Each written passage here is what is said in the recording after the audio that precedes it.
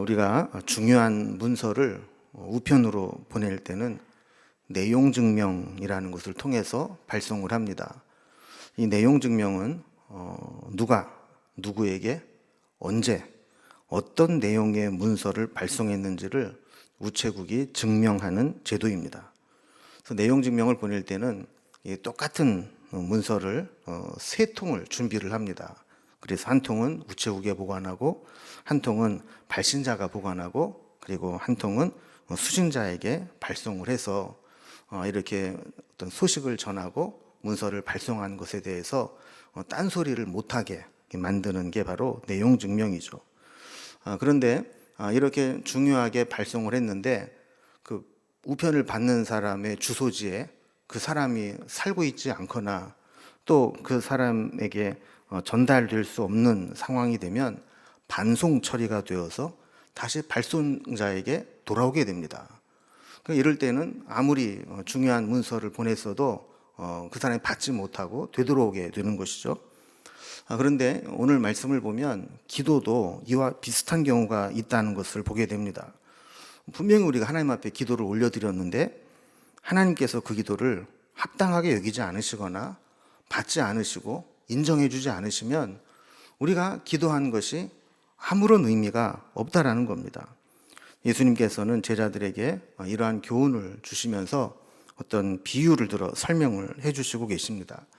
오늘 본문의 목적은 9절에 분명히 말씀을 하고 있습니다.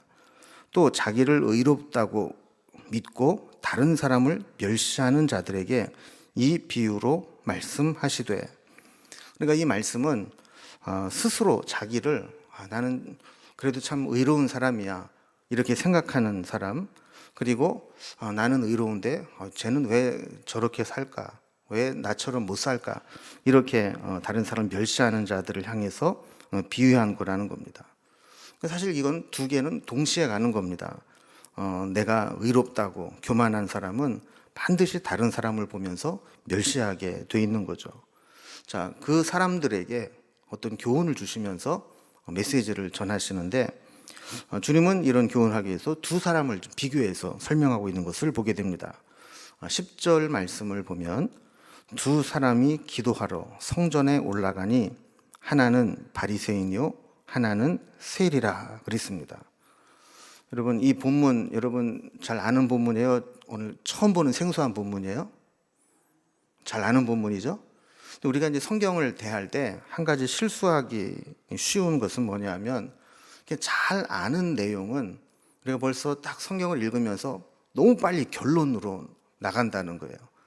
이거 이렇게 돼가지고 결론이 이렇게 나는 거야, 이렇게 생각을 하고 성경을 읽으면 뭔가 새로운 것을 느끼지 못하고 말씀의 깊이를 깨닫지 못하게 됩니다.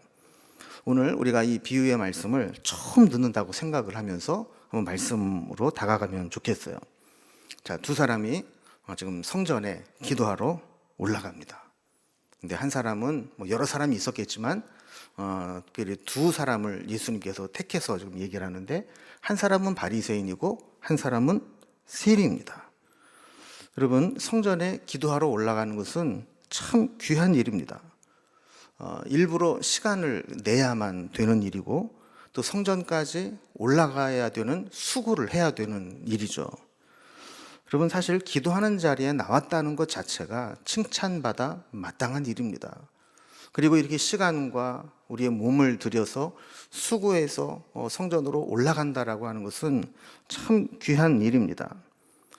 우리가 도저히 교회 가져올 형편이 못 돼서 어쩔 수 없이 스마트폰을 켜놓거나 아니면 노트북을 켜놓고 컴퓨터를 켜놓고 이 시간을 지키는 분들도 있지만 사실 할 수만 있다면 이 성전에 나와서 구별된 시간, 구별된 장소에서 기도하는 것 그 자체가 어떻게 보면 우리가 은혜를 받을 수 있는 가장 기본적인 준비 작업이라고 할 수 있습니다. 그래서 우리가 때로 베델로 올라가는 심정으로, 때로 미스바로 모이는 심정으로, 때로 지성소 앞으로 나아가는 심정으로, 그렇게 우리의 마음뿐만 아니라 우리의 몸을 하나님을 향해 나아가는 것, 이것이 우리에게 때로 필요할 때가 있다라는 겁니다. 자, 이렇게 기도하러 올라가는데 바리새인과 세리가 있습니다. 여러분, 우리는 이제 일반적으로 바리새인 그러면 좀 안 좋은 선입견을 가지고 있어요. 여러분, 바리새인 좋은 사람이에요, 나쁜 사람이에요? 이렇게 물어보면 여러분 인상에 좋은 사람으로 이렇게 딱 인식이 돼 있습니까? 아니면 나쁜 사람으로 인식이 돼 있습니까? 예수님에게 하도 혼나가지고 독사의 자식들아 막 이런 소리 들으면서 혼나니까 바리새인은 좀 나쁜 사람 아닌가 이런 생각을 할 수 있지만 원래 바리새인들은 종교적으로 아주 훌륭한 사람들입니다.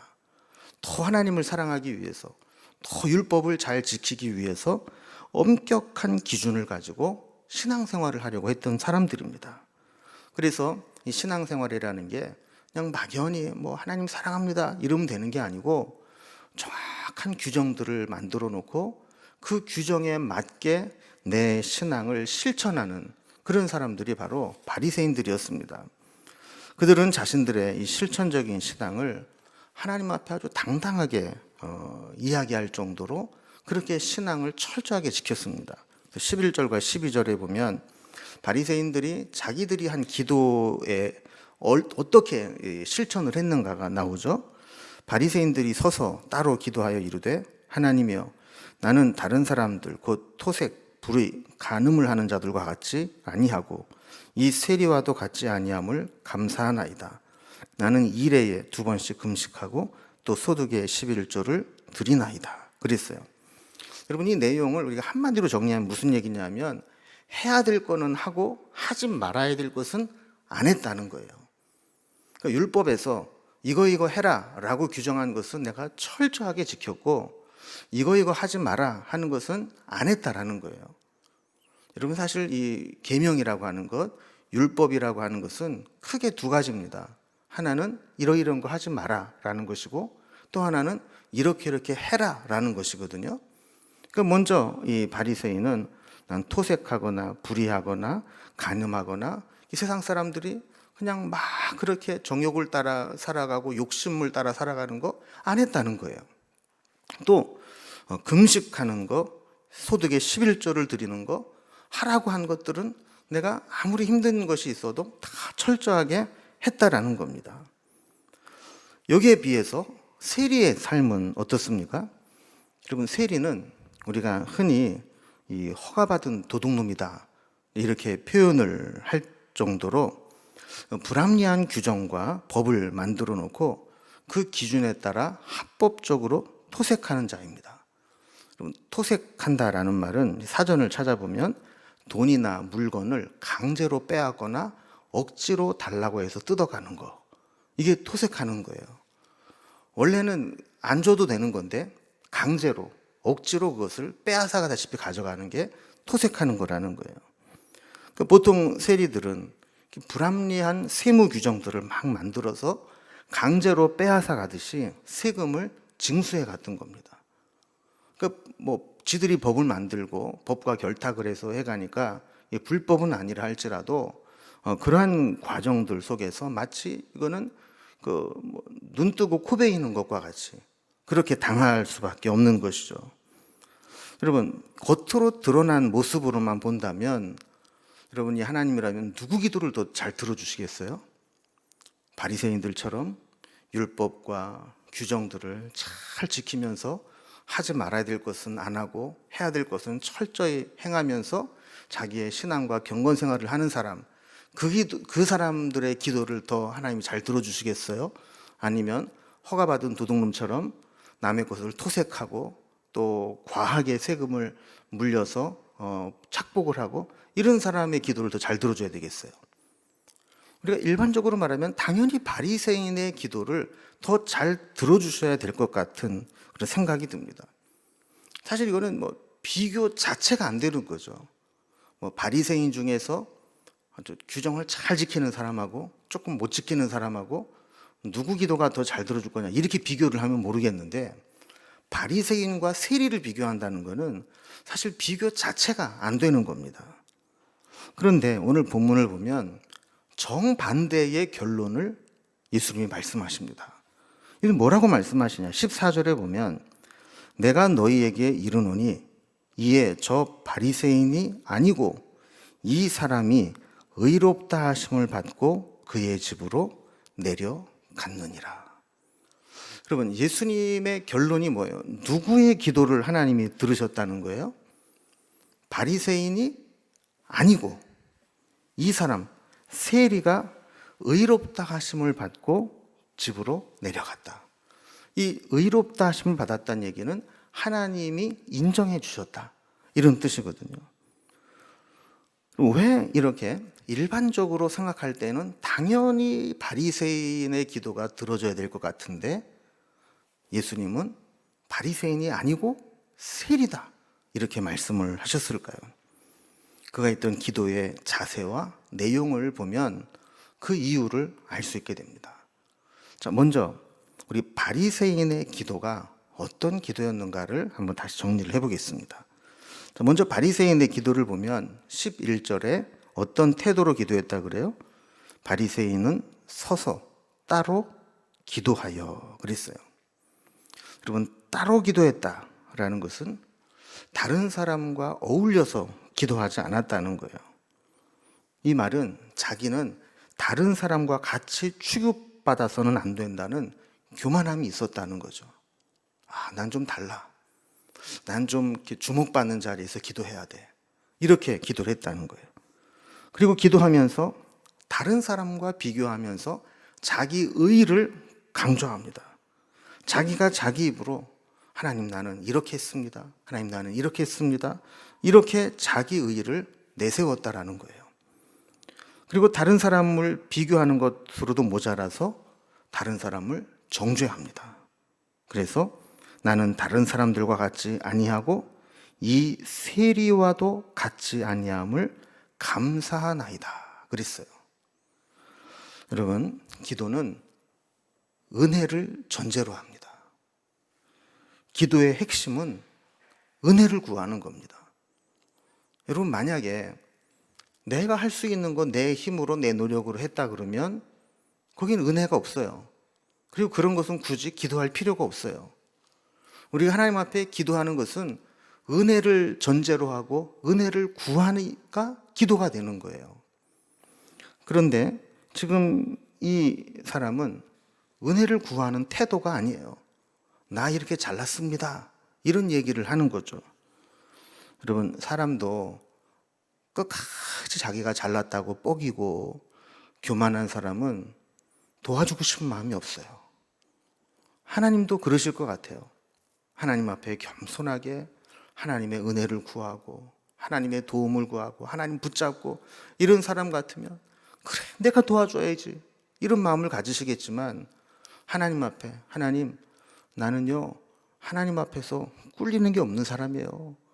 하나님이 하라는 거 내가 다 했고요, 하나님이 하지 말라는 거 내가 안 했어요, 이렇게 얘기하는 사람에게는 그래, 너 잘났다, 내가 너한테 무슨 은혜를 주랴, 이런 마음을 갖지 않으시겠어요? 여러분, 기도에 집중하는 사람은 사실 다른 사람의 신경을 쓸 겨를이 없어요. 자기 코가 석자인데 어디 다른 사람을 신경을 쓰겠어요? 내 코가 석자라는 말을 이렇게 찾아보니까 자기 코에서 콧물이 석자나 빠져나왔는데도 닦지 못하고 있다, 이런 뜻이래요. 그러니까 자기 코에서 콧물이 석자면 얼마나 되는 거예요? 한 자가 몇 센치인가?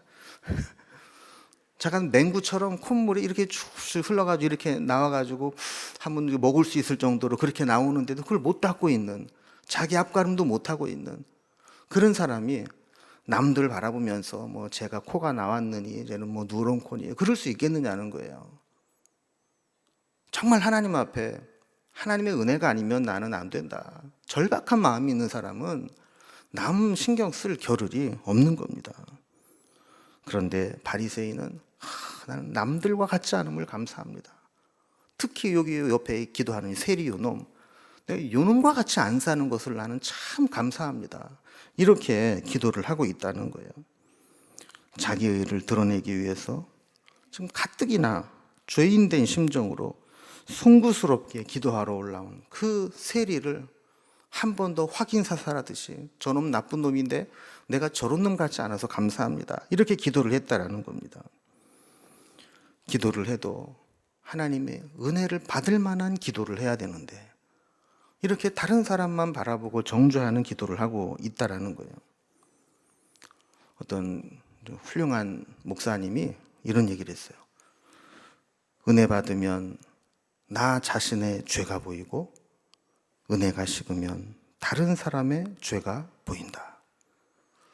여러분, 은혜를 받으면 하나님이 보이고 감사한 일들이 자꾸 생각이 나요.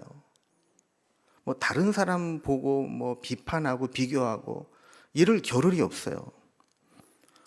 어쩌면 바리새인은 같은 공간 안에, 같은 성전 안에 저런 세리와 같이 기도하는 것 자체를 불쾌해할 수 있어요. 어떻게 저런 죄인과 내가 같이 한 자리에서 기도할 수 있나? 여러분, 그러나 우리가 알아야 될 것은 하나님 앞에서는 다 죄인입니다. 여러분, 우리가 뭐 나아봐야 얼마나 낫겠어요. 다 하나님 앞에 죄인이고 하나님 앞에 은혜를 받아야 될 사람이고 하나님 앞에 은혜를 구해야 될 사람들 아닙니까? 그런데도 불구하고 이 바리새인은 자기 의에 빠져서 다른 사람이나 비판하고 있다는 거예요. 두 번째로 세리의 기도를 살펴보겠습니다. 그러면 세리의 기도는 어땠을까요? 자, 13절에 보면 세리는 멀리 서서 감히 눈을 들어 하늘을 쳐다보지도 못하고 다만 가슴을 치며 이르되 하나님이여 불쌍히 여기소서 나는 죄인으로서이다 하였느니라 그랬어요. 멀리 서서 감히 눈을 들어 하늘을 쳐다보지도 못하고 가슴을 치며 기도했다. 이거는 무슨 뜻입니까? 자기의 죄를 생각하면서 통회하는 마음으로 송구함에 눈을 들지도 못하고 안타까운 마음으로 애통해하며 가슴을 치면서 기도했다라는 거예요.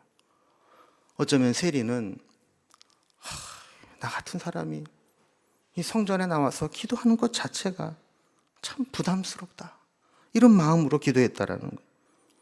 여러분, 기도의 내용을 보면 어떤 내용이에요? 하나님이여 불쌍히 여기소서 나는 죄인으로서이다. 여러분, 아까 이 바리새인의 기도와 어떻습니까? 비교를 해보면 당시 유대인들은 하늘을 우러러 두 팔을 벌려 기도했어요. 여러분, 요즘에는 우리가 기도할 때 보통 어떻게 기도해요? 우리 주일학교 같은 데서 애들한테 기도 가르칠 때 어떻게 하고 기도하라고 그래요? 그럼 다 같이 두 손 모으고 눈 감고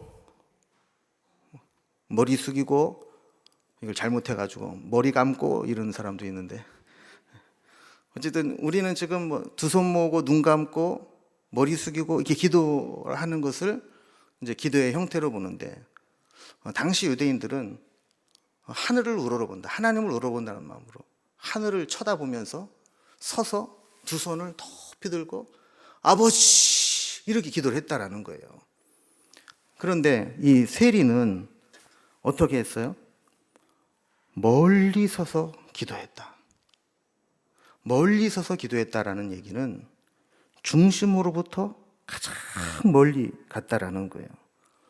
다른 사람들이 기도하는 것을 보이기 좋아하는 사람들이 좋은 자리, 남들에게 저 사람 기도 잘하는 사람이야 라고 인정받도록 그렇게 보이는 그런 자리에서 가장 멀리 떨어져서 구석진 곳에 가서 기도했다라는 겁니다. 하늘을 쳐다보지도 못하고 가슴을 치면서 기도했다라고 했어요. 왜 가슴을 쳤는지 나와 있지는 않지만 분명한 것은 애통하는 마음으로 기도했다는 거예요. 아마도 그는 목구멍이 포도청이라고 이 직업을, 세리라는 직업을 택하다 보니까 어쩔 수 없이 죄를 지을 수밖에 없고, 그러면서도 그 자리를 끊어버리고 박차고 나오지 못하고 계속 머물러 있는 것에 대해서 자기 자신을 한탄했는지 몰라요. 하나님 앞에 내놓을 만한 믿음의 행위, 믿음의 열매가 전혀 없고, 한다는 것이 남의 일을 토색해야 되고 또 토색하는 과정에서 다른 사람의 마음을 아프게 해야 되고, 이런 삶을 살다가 기도하러 올라왔으니 어떻게 하나님 앞에 감히 두 손을 들고 하늘을 우러러 쳐다보고 기도할 수 있겠는가 하는 겁니다. 그래서 그는 오직 하나님께 긍휼을 구하는 기도만 드렸어요. 하나님이여 불쌍히 여기소서 나는 죄인으로서이다. 바리새인들처럼 다른 사람을 살필 여력이 없어요. 기도하면서도 자신을 멸시하는 바리새인을 원망하거나 정죄하거나 미워하는 마음을 쏟아내지도 않았어요. 어쩌면 바리새인이 자기를 보고 무슨 기도를 했는지 듣지도 못했을 수도 있어요. 왜냐하면 이 세리는 자기와 하나님과 만나는 게 중요했고 하나님께 집중했기 때문에 남들이 뭐라고 소리치면서 기도하든 여기에 관심 없고 오직 하나님께만 그의 주파수를 맞추고 기도했다라는 거죠. 여러분, 흔히 기도를 이렇게 주파수 맞추는 것에 비유를 하잖아요. 여러분, 우리 눈에는 안 보이지만 지금 여기에도 수많은 전파들이 주파수를 따라서 전파들이 지금 여기 다 떠들고 있잖아요. 라디오를 켜거나 이럴 때 거기 주파수가 딱 맞으면 그 방송국에서 보내는 그 전파에 실려오는 방송의 내용을 우리가 들을 수 있듯이, 여러분, 기도도 수많은 생각들, 수많은 잡념들이 있지만 기도라고 하는 것은 하나님께 주파수를 딱 맞춰서 하나님과 딱 주파수가 맞을 때, 그때 다른 방송은 안 들리듯이, 다른 생각이나 다른 소리는 안 들리고 하나님에게만 집중될 수 있는 것, 그게 기도라는 거죠. 그러니까 세리는 그런 기도를 드린 거예요. 바리새인이 뭐라고 하든 거기에 신경 쓰지 않고 오직 하나님에게만 집중하는 기도를 드리는 거죠. 이렇게 오직 하나님만 바라보고 하나님의 은혜와 자비를 구하는 것이 바로 기도입니다. 자신의 죄악과 무능함과 부족함을 하나님 앞에 고백하며 하나님의 은혜를 구하는 것. 여러분, 바리새인과 세리 같은 시간에 같은 자리에 기도하러 올라왔지만 우리 주님의 평가는 너무나 달랐습니다. 한 사람의 기도는 주님이 인정해 주셨고 한 사람의 기도는 전혀 인정받지 못했습니다. 그럼 누구 기도를 인정받았다고 그랬어요? 세리의 기도. 저 바리새인이 아니고 이 사람 세리가 의롭다함을 받았다고 기록하고 있어요. 여러분, 우리가 시험을 볼 때 우리가 가끔 그럴 때 있거든요. 시험을 잘 볼 것 같은데 결과를 보면 이 시험 결과가 잘 안 나오는 경우가 있어요. 근데 어떤 거는 이번에 별로 못 본 것 같은데 점수가 잘 나온 경우가 있어요. 제가 대학교 다닐 때 공부를 막 열심히 해가지고 달달달달 외워가지고 답안지를 써서 거의 완벽하게 써서 냈는데 점수가 잘 안 나온 거예요. 그래서 어떤 기회가 돼서 교수님에게 교수님, 제가 그때 답안지 잘 쓴 것 같은데 점수가 잘 안 나와서 좀 서운했어요. 그랬더니 저보고 뭐라 그러냐면은, 야, 너는 내가 가르친 게 맞는다고 뭐로 보장하고 내가 가르친 것만 그대로 썼냐? 네가 공부한 거를 써야지. 고등학교도 아니고 뭐 내가 가르쳐준 거 그대로 써놓으면 그거밖에는 못 주는 거야. 제가 그때 깨달은 게 있어요. 이 점수를 잘 받으려면 교수님의 성향을 잘 알아야 되겠구나. 가르친 대로 그대로 쓰는 걸 좋아하는 교수님이 있고, 뭔가 자기가 정리를 해서 자기 걸로 소화해서 쓰는 걸 좋아하는 교수님이 있어요. 어떤 교수님은 요점을, 핵심을 간단하게 찝는 걸 좋아하는 교수가 있어요. 우리 선배들이 가르쳐주더라고요. 저 교수는 아무리 많이 써도 소용이 없대. 그 교수가 그 문제에서 원하는 핵심 단어 몇 개가 있는데 그게 거기에 포함이 돼 있으면 점수가 잘 나오고, 아무리 분량이 많아도 그 단어가 거기에 안 들어가 있으면 점수가 안 나온다는 거예요. 제가 그때 깨달았어요. 이게 점수를 잘 받으려면 교수님 성향을 잘 알아야 되겠구나. 여기도 우리 교수님이 계시는데 그런지 모르겠어요. 여러분, 시험은 내가 잘 쓴다고, 내가 잘 봤다고 점수가 잘 나오는 게 아니고 교수님이 얘 잘 썼네 라고 인정을 해줘야 점수가 잘 나가는 거예요. 여러분들이 믿음도 그렇고 기도도 마찬가지거든요. 내가 잘났다고, 내가 열심히 했다고, 나는 훌륭하다고 아무리 자기가 그렇게 생각을 해도 하나님이 너 아니고 이 사람 이렇게 말씀하시면 방법이 없는 거예요. 여러분, 우리 하나님께 너 말고 이 소리는 안 들으시기 바랍니다. 우리 딴에는 나 정도면 이러고 의시되고 나갔는데 하나님이 너 말고, 여러분 만약에 우리가 기껏 하나님 앞에 나갔는데 너 말고 저 사람, 내가 원하는 사람은 저런 사람이야 이렇게 말하면 얼마나 허망하겠어요. 그리고 한 가지 또 우리가 이 본문에서 좀 기억해야 될 것은, 그러면 우리는 기도만 잘하면 되고 우리 삶은 아무렇게나 살아도 되느냐? 그럼 그건 아니라는 거죠. 지금 어쩔 수 없이 세리는 자신의 부족함, 자신의 잘못된 모습에서 빠져나오지 못하고 있기 때문에 그렇게 안타까운 마음으로 겸손하게 기도하기는 했지만, 사실 그의 삶으로 본다면 바리새인과 같이 정말 열심히 하나님을 섬기려고 하는 것도 필요하다라는 겁니다. 그래서 이 기도와 우리의 삶은 사실 같이 가야 되는 거예요. 제일 좋은 거는 바리새인의 삶을 살면서 세리와 같은 기도를 하는 거. 이게 제일 좋은 거 아니겠어요? 우리가 신앙생활을 함에 있어서는 바리새인과 같이 어떻게 하면 내 삶이 더 하나님이 기뻐하시는 삶을 살아갈까? 그래서 남들보다 더 높은 신앙적인 기준을 만들어 놓고 그 기준을 따라가기 위해서 막 애를 쓰고, 그러면서도 하나님 앞에 나와 기도할 때는 하나님, 제가 더 주님 사랑하지 못했어요. 제가 더 말씀대로 살지 못했어요. 이런 안타까운 마음으로 기도하는 거. 오늘 이 비유의 핵심은 아까 9절에서도 말씀드렸던 것처럼 교만한 사람들, 이런 사람들을 향해서 우리 주님께서 주신 교훈이기 때문에 이렇게 말씀을 하신 것이긴 하지만, 사실 우리가 오늘 본문을 통해서 전체적으로 좀 본다면 우리는 이 두 가지를 겸비하면 좋겠어요.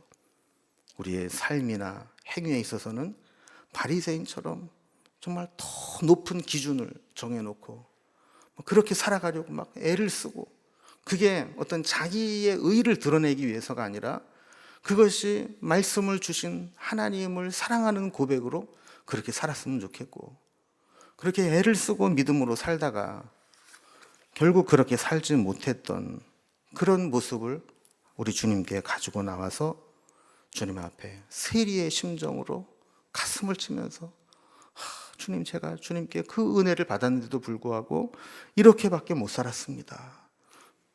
저를 불쌍히 여겨 주옵소서. 이런 기도를 드렸으면 좋겠습니다. 여러분, 이제 말씀을 정리합니다. 바리새인의 기도는 폼나게 멋있게 하는 기도이긴 했지만 우리 주님으로부터 수치인 불명으로 거절된 우편물과 같은 기도였습니다.